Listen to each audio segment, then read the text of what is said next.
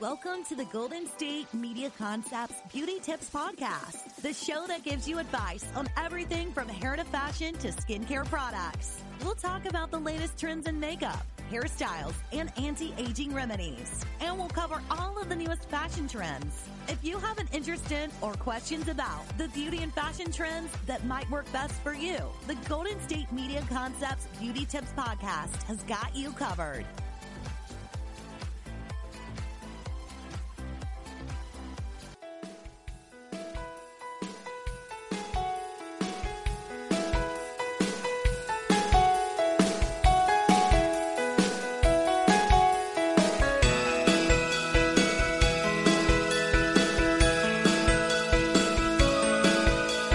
Hey there, beautiful, and welcome to the GSMC Beauty Tips Podcast. I am your host, Becky, back again, and today I wanted to talk to you a little bit about hair. And more specifically, I wanted to talk about fun-colored hair. By fun-colored hair, all hair colors are fun. But when I say fun-colored hair, what I'm referring to is blues, purples, greens, oranges, reds, periwinkles, pastels, any unnatural color that you can possibly think of. Now, I, for one, have dabbled in the fun hair spectrum. Unfortunately, I'm not at a position in life where I can have fun-colored hair at the moment. I actually had fried my hair a little bit, so I gave it a nice long break, and am unfortunately in a job currently where I can't have fun-colored hair, which is okay. I get by. Like I said in my last episode, I play with my makeup. Maybe I get a tattoo. Things that can, make me happy without breaking the business rules. So in the past, I have had red hair, purple hair, green hair, blue hair, and brown hair, which is my natural. And I did at first start by doing it myself. This included a box of red splat hair dye, as well as the bleach that came with the hair dye. The first fun-colored hairstyle I did was in college. I did the top half red and I left the bottom half natural, so it had a kind of red and black thing going, which was super fun, and it was the first time that I'd experimented with my hair. And I will also say, the great thing about hair is that it grows back, or you can re-dye it, or there's just so many possibilities that you can do with hair. So when I first started, kind of experimenting with my hair, I did do it myself. And this meant, bleaching it myself, dyeing it myself, making a mess of my bathroom. So here are some things to remember if you plan on doing this yourself. First of all, bleach is no joke. I mean, bleach can damage your hair to the point of no return, to the point where you have to rock a pixie cut because there's no other alternative. However, a lot of people do bleach their hair at home. Sometimes it's fine, sometimes it's not. So here are some things to keep in mind if you are considering taking this route. I would like to preface this section by saying I watched a lot of Brad Mondo on YouTube. He is a hairstylist on YouTube. He does a lot of hairdresser reacts to quote unquote bleach fails. And he's just a wealth of information in terms of if you're going to do this at home. Granted, he always suggests that you go to a hairstylist, which I would have to agree with. So depending on what kind of hair you have, will depend on what kind of developer you need, what kind of toner you need. You're going to want to go to your local beauty store, and pick up, I usually use a powder bleach as well as like a 30 or 40 developer. I have really dark hair, so I need something that lifts that. And I'll also say that if you're a blonde, you can skip this step. It's been a while since I've bleached my hair, I will say that. But you'll want to do, what I like to do is a powder bleach, 30 or 40 volume developer, and then when you mix it together, you want it to be a thick paste with no lumps. You want no lumps, because then the product isn't quite mixed in all the way. And I don't know the precise measurements, but you want to make sure that the consistency is almost like a mousse foam, I would say. When you pick it up with a brush, you'll want to make it shouldn't fall off of your brush. It should kind of stick there. And once everything is mixed together, you want to start on the ends of your hair rather than your roots. And the reason you want to do this, especially if you've never dyed your hair before, is because your roots, one, are close to your head, so the heat is going to make them lift faster.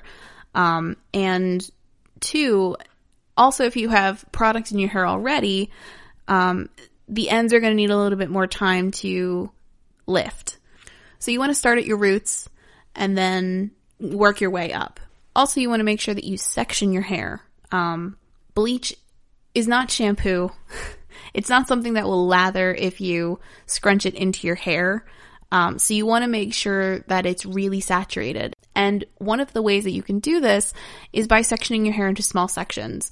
I find that most people will start by the nape of their neck, in the under layers of their hair, and then work their way up. I have seen people who will, start at the top and then clip it up as they go. But you want to make sure that all of your hair has been saturated by bleach. This is going to take a lot of time.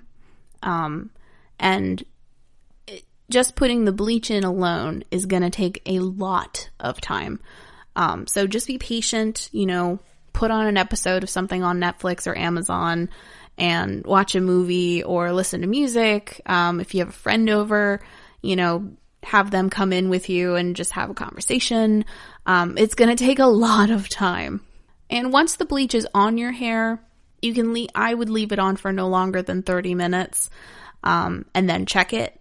What I found works best is if you get some kind of clear shower cap, which will keep the heat in, which will also help the hair color lift out. So I would check it after 30 minutes, and if it's still, on the darker side, if you're still looking at like a caramel color, I would keep it in for just maybe 15 minutes longer and just keep checking it every 15 minutes until you reach like a brassy yellow, or when I did it, I had kind of a butter colored yellow.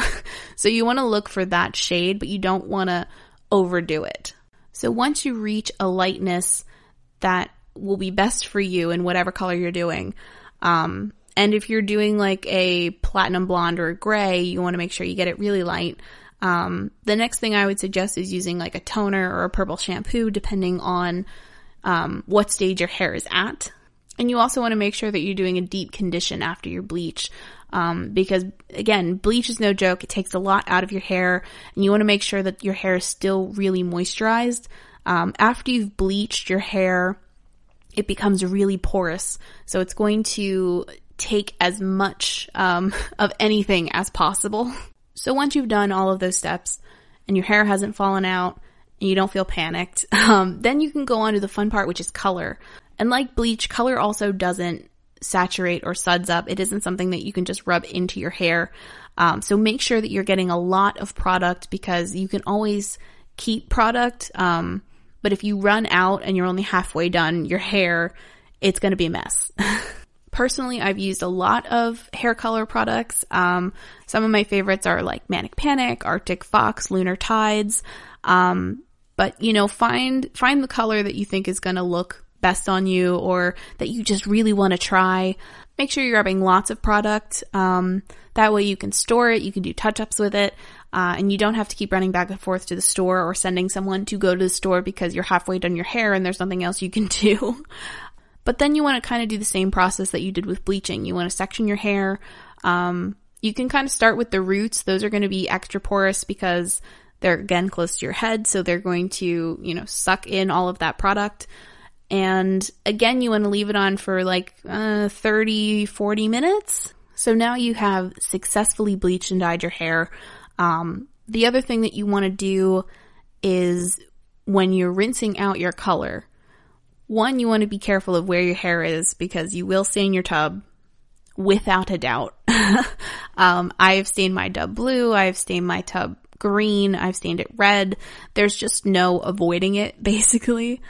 So the one thing you want to do is be really careful. And the second thing you want to do is use cold water. It's going to suck. I mean, there's just no way around it. It's going to suck.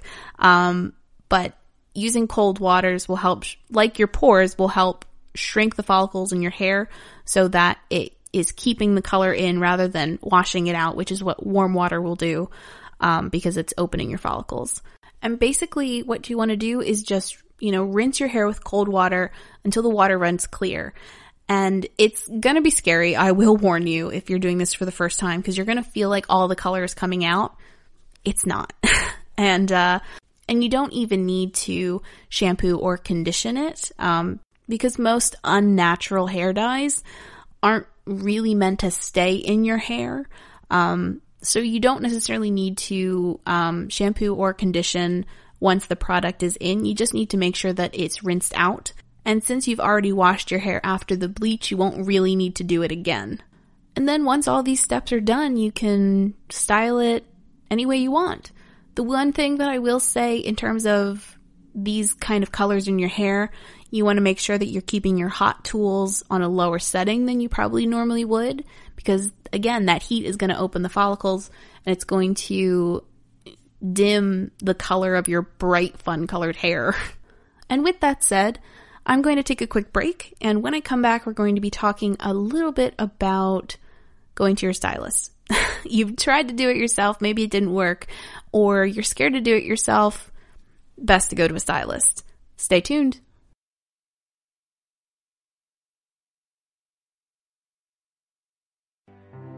The GSMC Life and Happiness Podcast takes you on a journey of exploration. We'll discuss tried and true methods alongside the latest trends of how to best live your life to its fullest and happiest. From psychology to meditation, science to self-help books, the GSMC Life and Happiness Podcast will help you to discover what makes you happy and how you can live life being the best you possible. Download the GSMC Life and Happiness Podcast on iTunes, Stitcher, SoundCloud, Google Play, or anywhere you find podcasts. Just type GSMC in the search bar.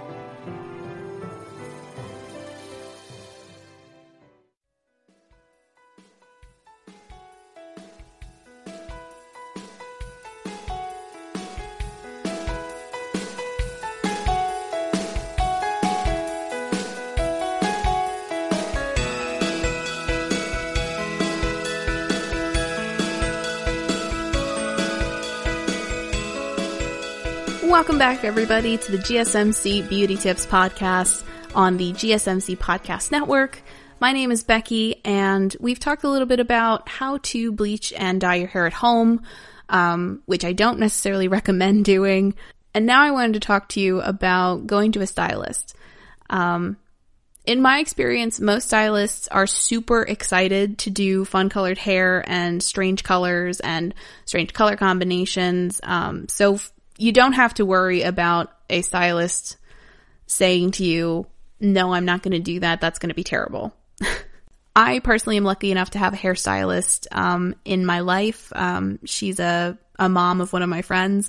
And when she saw that I was doing my hair myself, when I was in my blue hair phase, to be specific, she looked at me and she said, "Oh, wow, that looks really great. Did you get that done?" I said, "No, I did it in my sink." And she almost had a panic attack and said, "You need to come see me. Please don't do that again." And I was like, okay. And she's so sweet, and she is always up for a new hair adventure. And in my experience, what she does with me, that you can tell your stylist, and what she does with me, that you can maybe tell your stylist, maybe that's an option for you. As I said before, I have really dark brown hair. So what she does with me is she actually goes in and does like hundreds of really skinny, tiny little highlights, all over my head, and bleaches those. So that way you're not necessarily bleaching your whole head, and you're trying to, keep it as healthy as possible. So once all of those tiny highlights are complete, it's gonna look a little strange, especially if you have dark hair. But once all of that is done, then she goes just straight in with color. And what this does is the color picks up on all of those highlights, but your own hair is also kind of picking up the color as well, just not to the same extreme as the highlights. So what is gonna happen is, because there's so many highlights in the hair, it's all gonna kind of blend together and give it a little bit more dimension. And this for me has worked really well. I know a lot of other people who Sometimes this doesn't work for them, but it's worked for me. And the great thing about my hairstylist is that she encourages me to kind of retouch it on my own. Because I'm not putting bleach in my hair, I'm just adding more color to kind of touch up or revitalize the look. So bottom line is, my personal recommendation is to go to a hairstylist. They know what they're doing. If you're lucky to have a hairstylist like me, they're going to be more than happy to help you on this hair adventure. And the end product can be something that, they also enjoy because they're going to do something out of the ordinary. So one of the things that I will say about fun colored hair in general is it's not a short and sweet process. It's something that you really have to work for. And like I said in segment 1, if you're doing it yourself, it's going to take a long time. So make sure that you're prepared for that. And when you're going to a hairstylist, it's basically the same, except they're a little more exact and a little more precise. Because they're doing it with a technique that they've learned over time to make sure that you don't have, patchiness, spots, missing color. They're going to make sure that you're covered, basically. And, the thing that you also have to remember, that I see a lot of people kind of forgetting is that if you have dark hair like I do, and you're going into a hairdresser and saying, I want to be platinum blonde, or I want to be, a light gray by tomorrow, can you do that? Most hairdressers are going to say no, but don't have a hissy fit about it, okay? And there's a reason for this. And the reason is, it's going to cause your hair a lot of damage, and they don't want to put you through that. They don't want to put themselves through that. And they basically just want to make sure that your hair is staying in your head. So what most hairstylists will say is to people with dark hair, that's fine, I can do that, but it's not going to be done by tomorrow. And they'll come up with a hair plan for you, or a hair system for you, so that one, your hair is staying as healthy as possible, even though you're doing several sessions of bleach. But it's getting down to the point of, well, we're going to do one session now, we'll see how far we go, and then we'll schedule you in for another session of bleaching and seeing how far your hair lightens, and then we'll kind of continue from there until we reach the color that you are interested in. So don't think that you're getting platinum blonde hair or gray hair tomorrow. It's not going to happen. And, don't fear, because pastels, I don't think, are in that in that kind of planning. Pastels luckily have color to them, so you can get to a decently light color within, your first pass of bleaching, and still be able to have like a really nice pastel color that you can walk around with. And if you're interested in some hair inspiration, there's a great little shop in Upland, California, who I actually follow on Instagram. Their name is Little Shop of Hairdos. So it's a little bit of a shout out to the Little Shop of Horrors musical and movie. But they post amazing kind of punk rock goth inspired colored hair. They also do like regular haircuts and things like that. So if you're lucky enough to be in the area, which unfortunately I am not, if you're fortunate enough to be in the area, I would definitely recommend checking them out. They're always doing some really amazing hair creations, oranges, purples, like you name it, they do it. Split dyes, rainbow hair, holographic hair. So if you are interested in, either living vicariously through them, or are interested in getting some ideas for possible new hairdos in the future, again, their Instagram is Little Shop of Hairdos, so definitely go check them out. Another really interesting kind of Instagram blog that I had found was, the Instagram handle is Hair Colorido. It's HAIRCOLORIDO. And basically it's just one of those blogs that kind of compiles, things on different topics.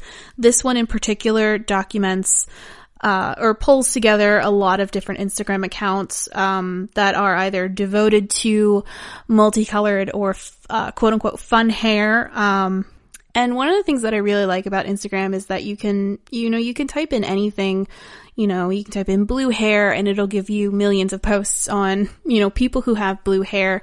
And, you can find someone who has like a similar skin tone to you, or you can find someone whose, style you think is really interesting and then apply that to your own, aesthetic and your own style.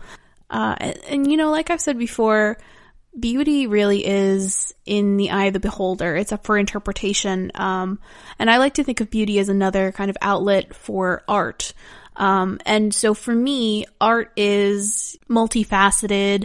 It's a way to express yourself, in different situations. And it's just another way to express yourself. And I know for me, having fun colored hair it didn't feel out of the ordinary for me. It kind of felt like it felt like a natural hair color for me. Until you're walking into a diner and, 20 people are staring at you. And for me, that would happen to me a lot in, quote unquote normal situations. Going grocery shopping, going to the store, anything. And, you get a lot of people who stare at you because they're not used to seeing people with bright green hair or bright blue hair. So I would always turn to my boyfriend and say to him, what are they staring at? I don't understand. Like, people keep looking at me. And point blank, he always has to say, like, you have blue hair or you have green hair. People aren't used to it. And so it's kind of one of the fun things about having fun colored hair, other than the obvious of you have fun colored hair. So I'm going to take another quick break.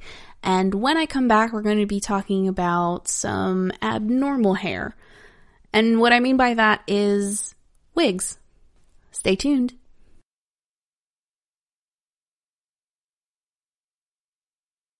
Tired of searching the vast jungle of podcasts? Now listen close and hear this out. There's a podcast network that covers just about everything that you've been searching. Hey! The Golden State Media Concepts Podcast Network is here. Nothing less than a podcast bliss with endless hours of podcast coverage. From news, sports, music, fashion, cooking, entertainment, fantasy, football, and so much more. So stop lurking around and go straight out to the Golden State Media Concepts Podcast Network. Guaranteed to fill that podcast itch. Whatever it may be. Visit us at www.gsmcpodcast.com. Follow us on Facebook and Twitter, and download us on iTunes, SoundCloud, and Google Play.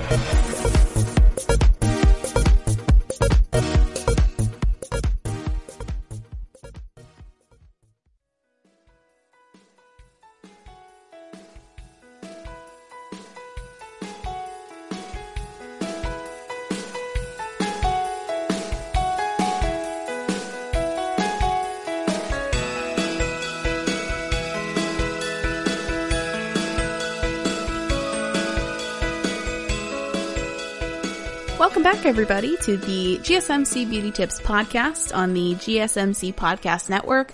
I'm your host, Becky, as always, and in our first segment, we talked a little bit about doing your hair at home.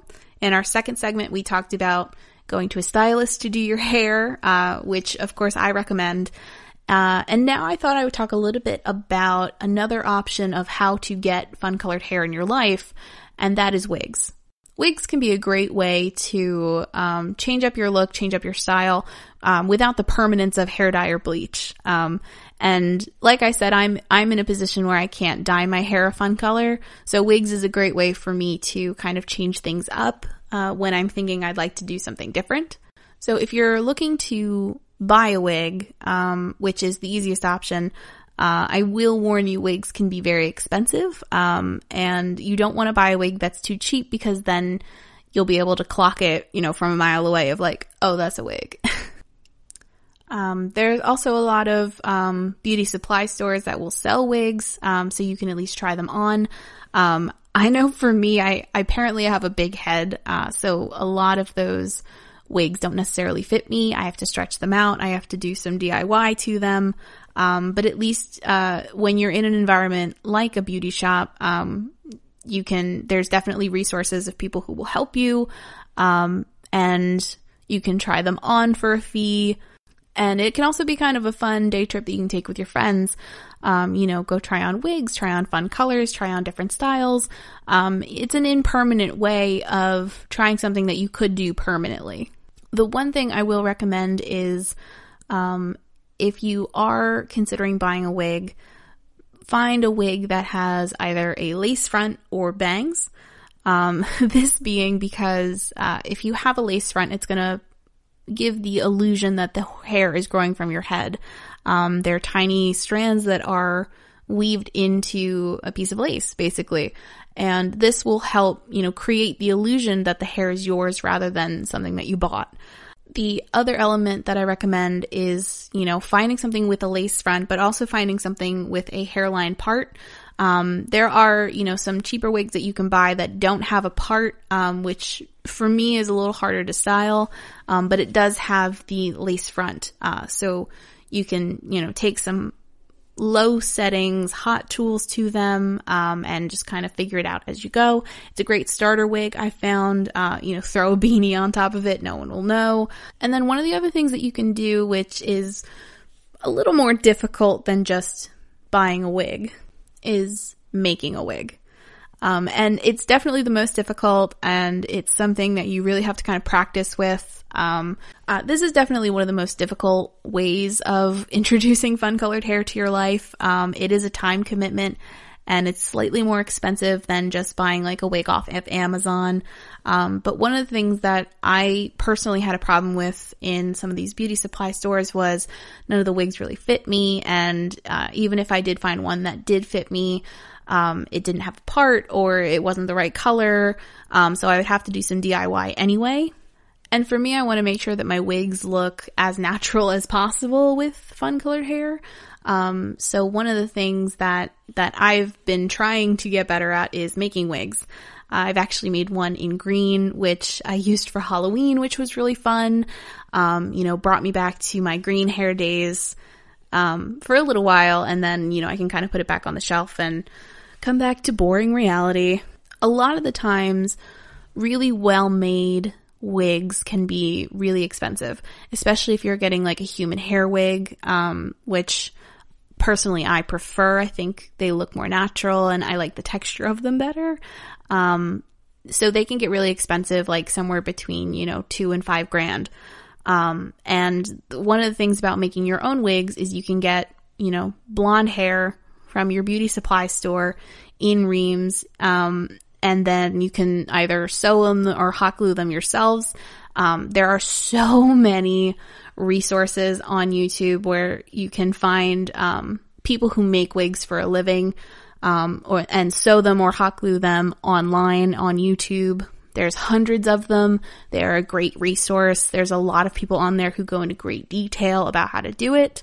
And that's what I did when I made my wig. And one, if you are a DIY person like I am, it's a fun kind of time to yourself. You can put on a TV show and just kind of work on it. It's, it's a different kind of craft, I guess you could say.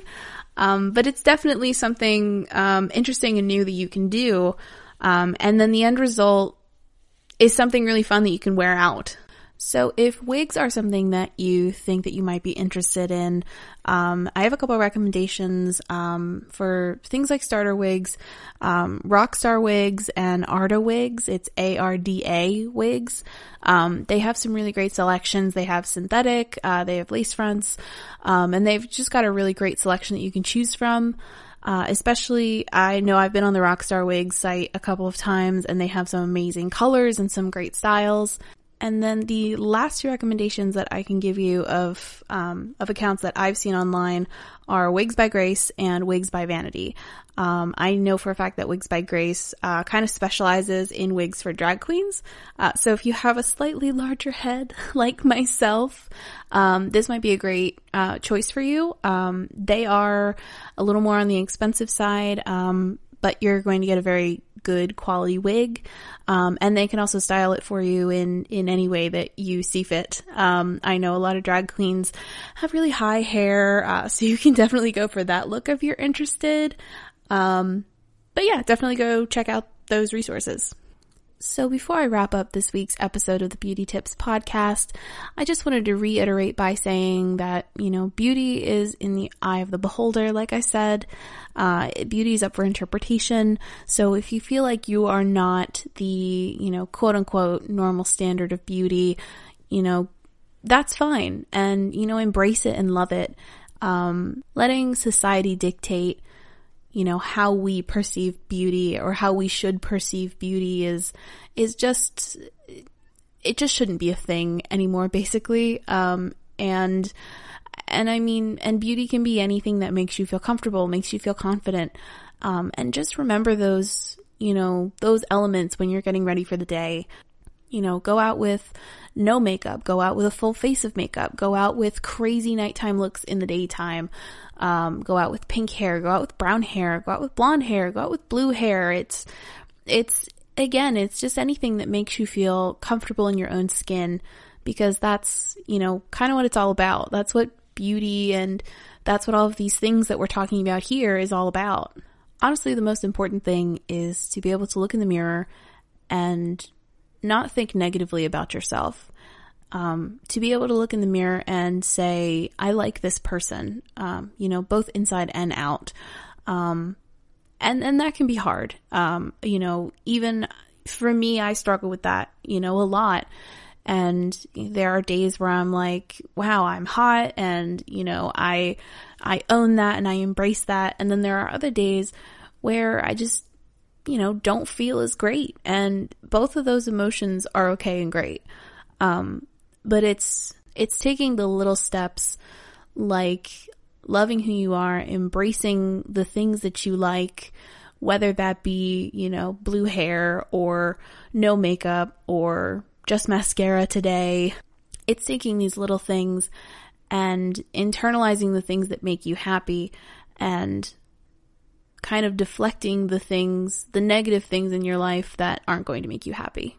Because I think as people, we are all just trying to be a little happier in our lives and keeping all of these things in mind. There's no right way for beauty. There's a wrong way for beauty. We're just all trying to figure it out. And that's super fun too. So I hope that you enjoyed today's Beauty Tips podcast from an alternative perspective. Of course, as always, I'm your host, Becky. And, first of all, thank you for checking out the GSMC Beauty Tips podcast hosted by the GSMC Podcast Network. You can find us on social media. On Facebook, it's Golden State Media Concepts Beauty Tips Podcast. And we're also on Twitter, which is GSMC_beauty. We post a lot of interesting links. We post some fun beauty tips, things that you can, think about in your daily lives, meditation, you name it, we're posting about it in terms of the beauty world. And then lastly, I would just recommend, if you haven't already, please rate, review, and subscribe. Let us know how we're doing. Let me know how I'm doing. And if there's any content that you're interested in hearing about on here. Of course, my name is Becky. And this has been the GSMC Beauty Tips podcast. I will see you next time. Bye. You've been listening to the Golden State Media Concepts Beauty Tips podcast, part of the GSMC Podcast Network. You can find this show and others like it at www.gsmcpodcast.com. Download our podcast on iTunes, Stitcher, SoundCloud, Google Play, or anywhere you find podcasts. Just type in GSMC to find all of our shows from the GSMC Podcast Network, from health and wellness to entertainment and life and happiness to sex and relationships. You can also follow us on Twitter and Facebook. Thank you, and we hope you have enjoyed today's episode of the Golden State Media Concepts Beauty Tips Podcast.